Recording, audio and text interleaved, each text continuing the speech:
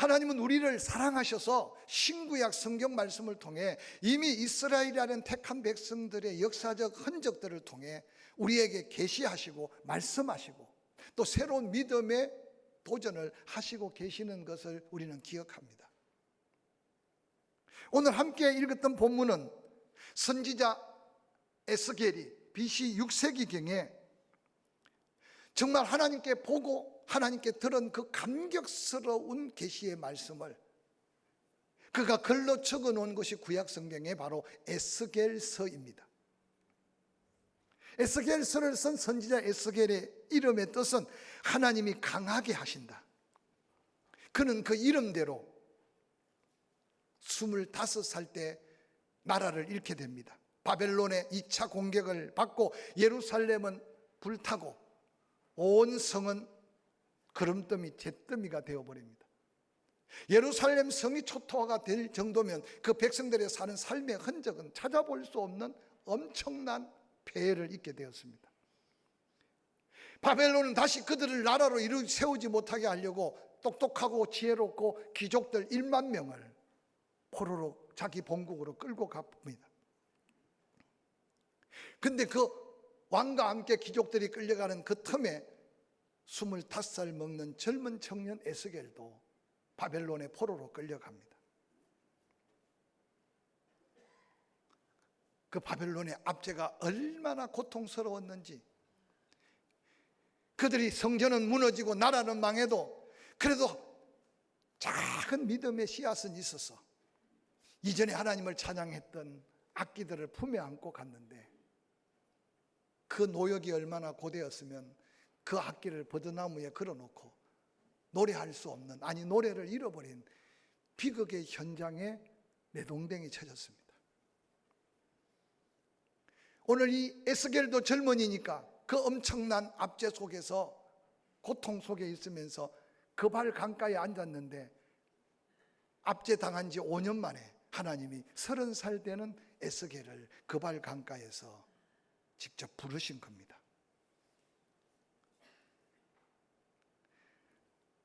떠나온 고국은 완전히 황폐하고 거름더미 잿더미가 되어버리고 그나마 포로로 잡혀오는 그들은 입에 풀칠을 하고 살지만 남아있는 예루살렘과 이스라엘 백성들은 하루하루 살아가고 연명하는 것조차도 힘든 그때 자기를 부르신 하나님 앞에 에스겔의 마음은 어땠겠습니까? 도대체 왜 이런 환경 속에 나를, 성전에서도 아니고 예배 중에도 아니고 하나님의 은혜 안에 있을 때가 아니라 모든 게 다 끝나버린, 아니 절망 속에 있는 그때, 그것도 이방인의 땅 바벨론의 포로로 잡혀와 하루하루를 연명하고 사는 게 힘든데 왜 나를 부르셨을까? 아마 탄식할 수밖에 없는 자리였을 겁니다. 근데 오늘 에스겔의 이름처럼 하나님은 그 에스겔을 보았고 부르셨고 하나님의 음성을 듣고 환상을 볼 때마다 하나님의 에스겔을 강하게 하셨고 담대하게 하셔서 아무 일도 없을 때 성전에서 예배 중에도 말씀이 들려오지 않는데 나라가 망하고 가족이 다 흩어지고 내일의 소망이 없는데 그것도 포로된 그 이방인의 땅에서 누가 에스겔이 전하는 말을 들으며 누가 그 말씀이 하나님 말씀인 줄 믿겠느냐 그 말이에요. 하나님이 계시다면 왜 우리를 이만큼, 아무리 우리가 죄를 지어도, 아무리 우리가 우상 앞에 제물을 드리고 하나님을 떠나도 하나님은 우리를 영원히 떠나지 않는다고 했는데 그 현실 속에 에스겔의 영적인 모습을 한번 상상해 보시기 바랍니다. 근데 놀랍게도 에스겔은 하나님이 보여주는 환상을 볼 때마다, 하나님의 계시의 음성을 들을 때마다 하나님이 그를 강하게 하셨습니다. 그 이름대로. 그가 환상과 계시를 보고 쓴 에스겔서는 크게 세 부분으로 기록되어 있습니다. 에스겔서 1장부터 24장은 예루살렘에 임할 파멸의 원인을 설명합니다. 이스라엘 백성들이 아브라함으로부터 언약받은 그 언약을 포기했다. 그래서 하나님 앞에 범죄했다. 그 죄악상을 낱낱이 하나님이 어떻게 은혜를 베풀었는데 그들이 어떻게 하나님을 배반하고 세상의 향락 속에 땅의 것을 쫓고 우상 앞에 제물을 드렸는지 그들의 행함을 하나님은 그대로 고발하면서, 그렇게도 하나님의 임재의 상징이요 하나님의 영광의 상징이요 그곳에서 하나님이 영광을 받으셨고 그곳에서 하나님 축복하셨던 예루살렘 성을 악한 바벨론 군대에게 다 짓밟히도록 내어놓을 수밖에 없었던 하나님의 마음을 소상히 보여줍니다. 이어서 25장부터 32장은 때때로 이스라엘 백성들이 범죄할 때 가까운 암몬, 모압, 에돔, 블레셋 이런 나라들을 통해 그 백성을 깨우치기 위해 쳤지만 하나님은 이스라엘 변방에 있는 나라들을 철저하게 심판하시는 하나님으로 말씀하십니다. 그래서 암몬, 모압, 에돔, 블레셋, 더 위로 서북쪽 두로와 시돈, 애굽에 대한 심판까지 하나님은 심판하십니다. 그리고 마지막 33장부터 48장에는 하나님이 약속한 이 약속은 반드시 이루어지지만 여호와 하나님은 여전히 신실하시고, 할렐루야, 여전히 자비로우시고, 여호와 하나님은 여전히 은혜로우시다. 당신이 직접 바벨론의 군사들에게 성전은 짓밟혔으나 하나님은 다시 에스겔에게 하나님이 다시 세우실 거룩한 예루살렘 성에 대한 구체적인 설계도를 보여주십니다. 그러면서 오늘 읽었던 이 본문의 말씀은 이미 모든 걸 잃어버리고 이미 좌절과 절망 속에 헤매이는 그들이지만 하나님은 여전히 택한 그 백성과 함께 하심의 약속이 회복의 약속. 오늘 에스겔이 그발 강가에서 하나님과 함께 묵상하고 있는 중에 하나님의 사자가 에스겔을 데리고 무너져버리고 없는 예루살렘의 성전은 없는데 하나님의 환상 속에 예루살렘의 성전을 보여줍니다. 성전 앞면이 동쪽을 향하여 있습니다. 바로 솔로몬이 지었던 성전이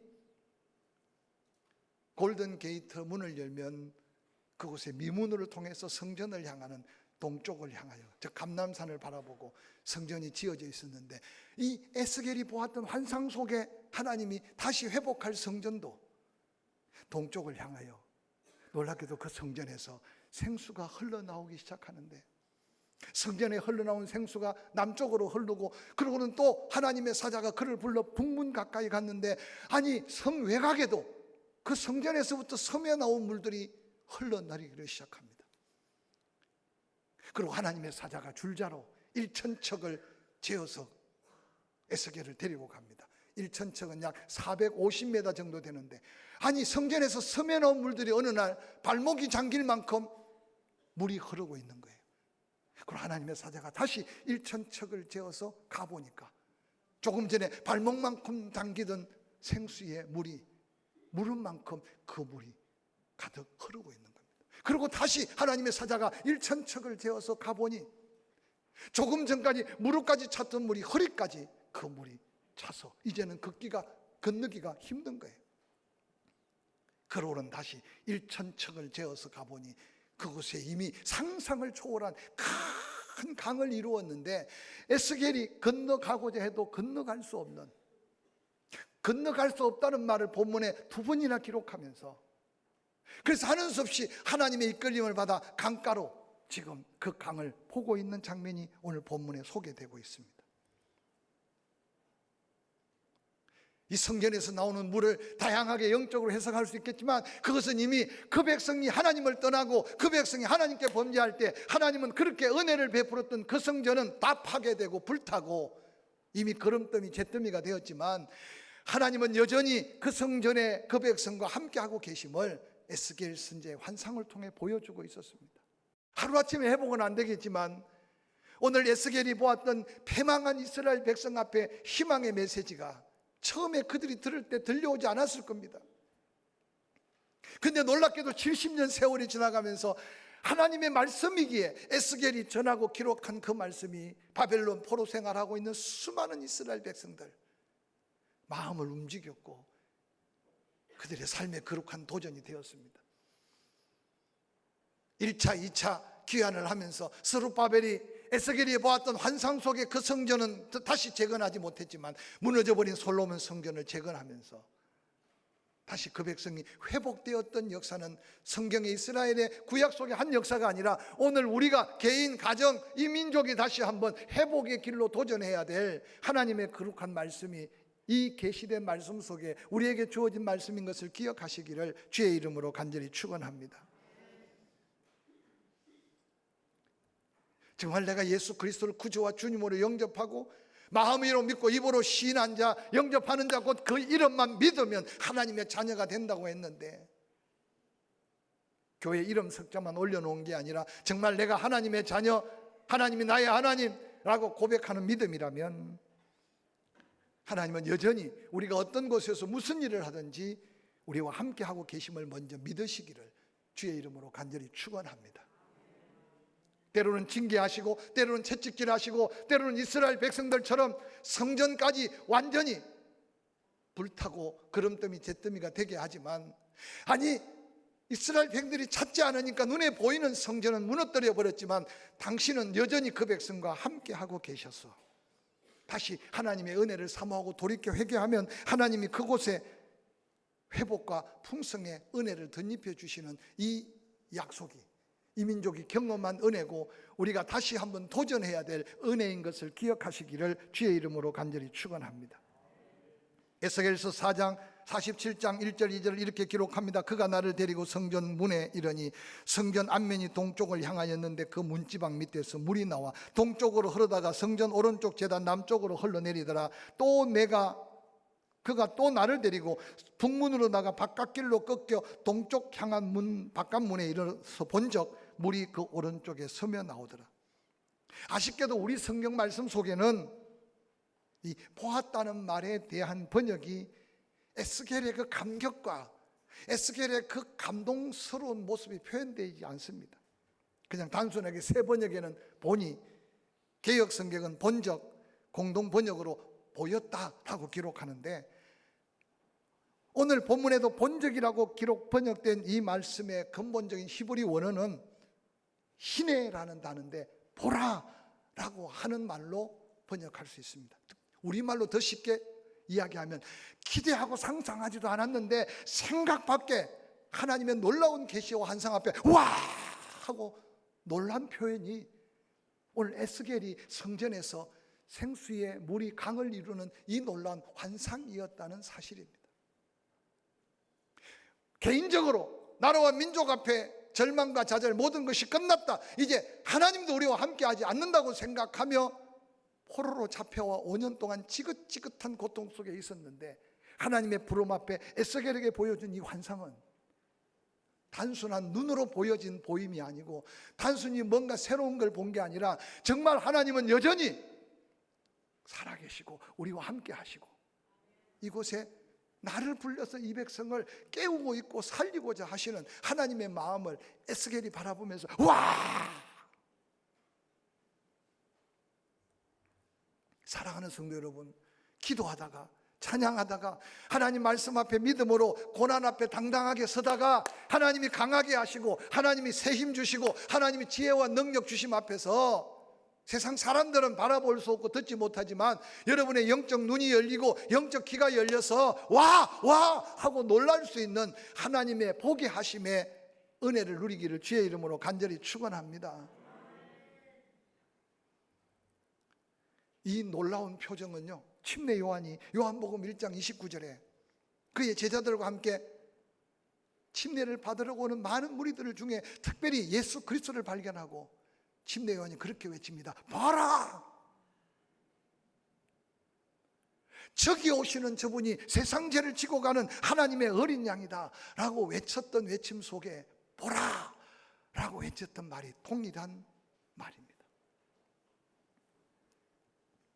이스라엘의 회복은 상상하고 기대도 할 수 없었는데 우리가 가서 헌금하고 우리가 가서 봉사하고 우리가 가서 찬양하면 하나님은 예배 받으시고 우리가 안 가면 예배도 없고 우리가 안 가면 아무것도 없는 그런 건물적 성전, 행위적 성전이 아니라 그 성전은 다 무너졌는데도 하나님은 여전히 아니 찾아오는 자만 만나주시는 분이 아니라 이제는 하나님이 앞장서셔서 흩어져 버리고 절망과 좌절 속에 있는 그 백성을 친히 찾아가시는 하나님을 에스겔이 발견하게 된 거예요.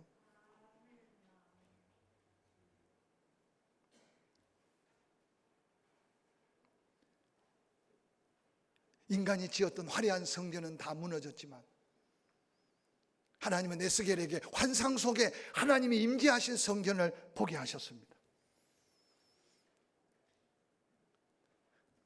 은혜가 있는 곳에 예배가 있고 하나님의 은혜가 있는 곳에 하나님의 영광이 다시 드러나고 은혜가 회복된 곳에 하나님의 선한 역사가 나타나는 이 영광을 에스겔이 경험하고 바라보면서 얼마나 감격했겠습니까? 우리가 찾으면 가서 만나주시고 우리가 부르짖으면 응답하시고 우리가 뭔가 제물을 드리면 임재하셔서 예배를 받으신 하나님인 줄만 알았는데 하나님은 그렇게 갇혀있거나 우리가 생각하는 하나님이 아니라는 사실을 에스겔은 깨닫게 됐어요. 에스겔서 47장 9절 그 강물이 흐르는 곳마다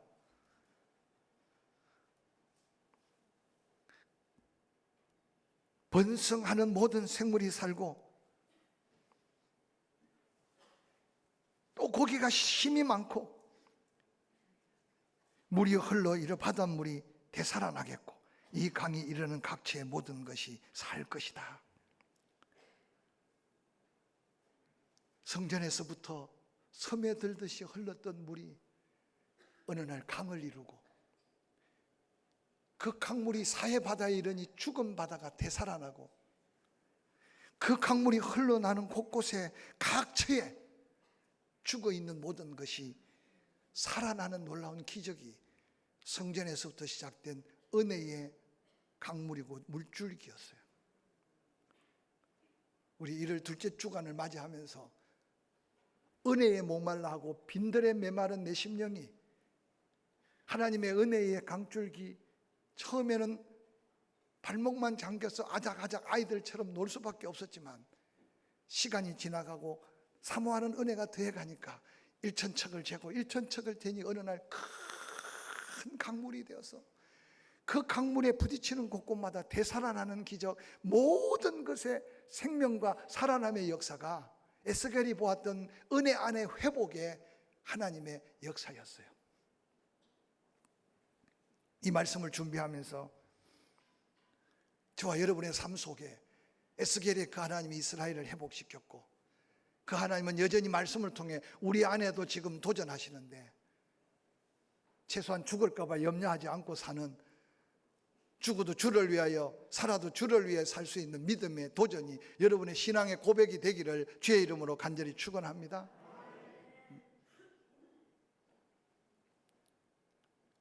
그 은혜의 강줄기가 내 심령에, 그래서 예수님은 초막절 끝날 때 예루살렘 성전에서 뭐라고 외칩니까? 어느 날 역사가 흐르니까 이제 또 그 성전 중심주의가 바뀌어졌어요.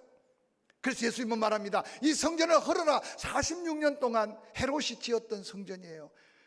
이 성전을 헐면 내가 3일 만에 다시 지을 거다. 성전 안에 어리석은 종교 지도자들은 그것이 또 예수 핍박의 증거가 되었습니다. 그런데 예수 그리스도가 3일 만에 죽으신 지 3일 만에 부활하시고 난 다음 그 예수 그리스도의 그 메시지가 얼마나 놀라운 메시지였는지, 누구든지 목마르거든 나를 찾아와라. 이 성전에 있는 게 아니라 나에게 갈증을 해결할 수 있는 생수의 강이 넘친다. 그래서 나를 믿는 자마다 그 심령의 생명수의 놀라운 강물이 흘러 넘칠 거라고 선포했습니다.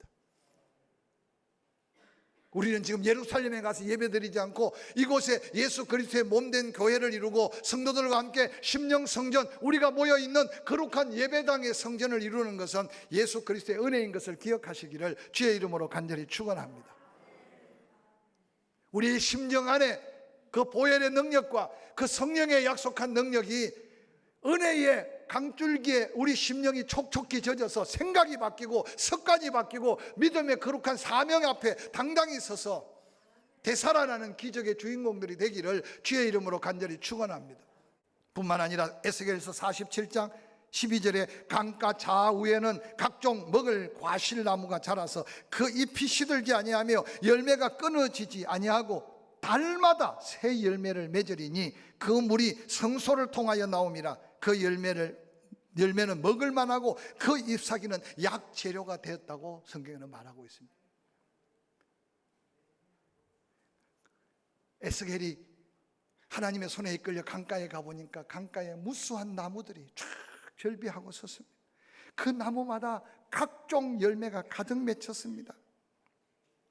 잎사귀는 시들지 아니하니 열매가 끊어지지 않고, 여러분, 열매라는 게 시절을 쫓아 맺는다고 시편 1편에 말했어요. 시냇가에 심은 나무 시절을 쫓아, 감이 맺힐 때가 있고 사과가 맺힐 때가 있어요. 1년에 한 차례 맺히고 나면 추수하면 끝나요. 그런데 오늘 은혜의 강가에 심겨진 나무는 시기를 따라 맺는 게 아니라 달마다 새로운 열매를 맺게 하신다고 약속한 이 말씀.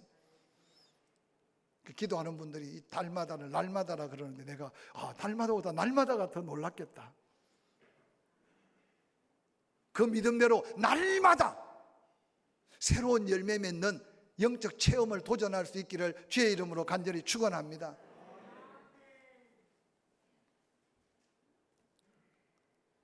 강 좌우의 각종 실과, 은혜가 회복되는 곳에는 풍요로운 하나님의 더한 은혜가 채워지는, 에스겔이 보았던 생명수 강가의 하나님의 은혜를 한번 상상해 보시기 바랍니다. 신구약 성경에 나무에 대한 이야기가 많이 나오지 않습니까? 시편 1편 축복받을 자, 축복받은 자에 대한 이야기를 할 때 우리가 늘 암송하고 있는 시냇가에 심은 나무 시절 따라 열매를 맺고 그 잎사귀가 마르지 아니함 같다. 이 노래를 어디서 배웠겠어요? 특별히 예수님은 요한복음 15장에 나는 포도나무 내 아버지는 농부, 그래서 믿고 구원받은 너희들은 가지다 내게 붙어있기만 하면 풍성한 열매를 맺게 될 것이라고 약속하지 않았습니까? 이 말씀이 믿어지기를 주의 이름으로 간절히 축원합니다.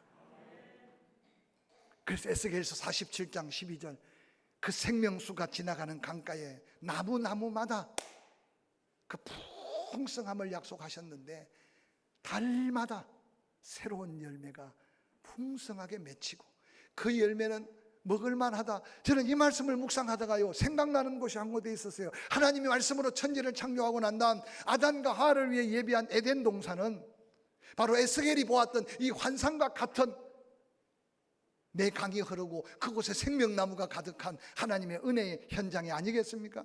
왜 하나님께서는 성경에 그 옛날 옛적 동화 같은 이야기를 성경에 기록하고 오늘 우리에게 다시 묵상하고 읽게 하실까요? 바로 그 하나님이 우리가 믿는 하나님이라는 사실을 기억하시기를 주의 이름으로 간절히 축원합니다. 2023년 달마다 새 열매를 기대하는 사람들은 매달 첫날을 구별하든지 매달 첫 주를 구별하든지, 이제는 뭐 특별 새벽기도 이름 안 붙이고 그냥 하려고 그래요. 특별히라고 붙여도 특별히 안 나오는 사람은 특별히 안 나오고, 특별히라고 붙여도 특별히 바쁜 일이 생기면 또 특별히 바쁜 일을 따라 살고, 그래서 이제는 특별한 게 아니라 우리의 일상이 되는 은혜 안에 우리가 회복되기를 주의 이름으로 간절히 기도하고 그렇게 함께 믿음으로 도전하려고 그래요. 할렐루야. 그래서 교회에 일어나는 일들을 유익 있게 보시기 바랍니다. 뭐 별나게 할 건 아니지만 똑같은 한 가지 일을 하더라도 달마다 새 열매를 주실 하나님을 기대하며 은혜의 회복 속에 풍요로움이 어떤 건가를 체험해야 우리의 심령의 감사와 감격, 그런데 놀랍게도 이 풍요롭게 하는 은혜의 회복이 그 물이 성소를 통해서 나왔기 때문이라고 다시 외치고 있어요. 즉 하나님 보여준 환상 속에 예루살렘 성전 다 무너졌으나 에스겔의 환상 속에 보여준 그 성전에 그 물이 닿는 곳마다 달마다 새 열매를 맺는 풍성함이 넘쳤다고 고백합니다. 뿐만 아니라 그 열매만 먹을 만한 게 아니라 그 열매의 잎사귀가 치유의 재료가 되었다고 성경에는 소개합니다. 은혜가 있는 곳에 회복의 은혜, 되살아나는 은혜, 은혜가 있는 곳에 달마다 열매를 맺는 풍성한 은혜, 은혜가 있는 곳에 버려질 은혜까지도 치유의 기적이 되는 은혜, 그 은혜를 함께 도전하면서 2023년 거룩한 결단과 도전이 하나님의 거룩한 기적으로 이어지기를 주의 이름으로 간절히 축원합니다.